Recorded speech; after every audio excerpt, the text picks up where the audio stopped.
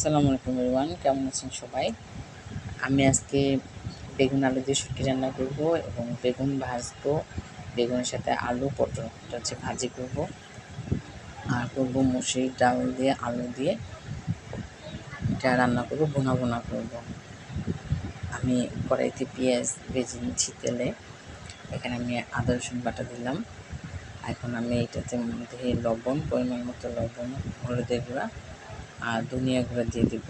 এখানে আমি মরিচের গুঁড়া দিচ্ছি না, কারণ এটা বাচ্চাকেও খাওয়াবো, যাতে ঝাল না হয়। এই কারণে মরিচের গুঁড়াটা আমি এখানে দিব না, অতটা ঝাল করবো না।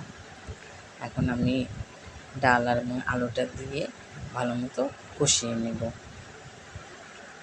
এটা আমাদের প্রায় আমি করে থাকি, খুব ভালো লাগে এই তরকারিটা খেতে, মজা হয়। এই জন্য আমি আলু আর ডাল দিয়ে রান্না করি। আরেকটা কড়াইতে আমি শুটকি আর পেঁয়াজ একসাথে ভেজে নিচ্ছি, এতে করে শুটকির ঘ্রাণটা খুব ভালো লাগে। এখানে আমি সব ধরনের মশলা দিয়ে হলুদের গুঁড়া, মরিচের গুঁড়া, ধনিয়া, লবণ দিয়ে কষিয়ে নিলাম। এখন আমি বেগুন আর আলুটা দিয়ে দিব। আমি চিকন চিকন করে বেগুনটা কেটে নিয়েছি, আলুটাও চিকন করে কেটে নিয়েছি। বেগুন আর আলু দিয়ে ভালো মতো কষিয়ে নিচ্ছি।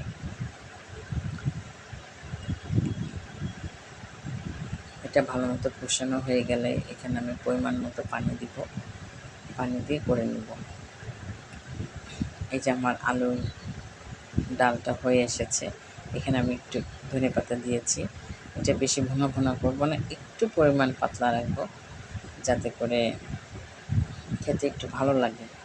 এভাবে রান্না করলে খেতে একটু মজা হয়। আর শুটকির পানিটা প্রায় শুকিয়ে এসেছে, শুটকিতে কোনো ঝোল রাখবো না, এটা একদমই শুকিয়ে ফেলবো। এই কড়াইতে আমি বেগুন, আলু, পটল একসাথে ভাজি করছি। এটাতে আবার আমি সামান্য পরিমাণ পেঁয়াজ দিব। এই যে পেঁয়াজ দিয়ে আমি করে নিয়েছি। আশা করছি আমার আজকের রেসিপিগুলো আপনাদের কাছে ভালো লাগবে। ভালো থাকবেন সবাই।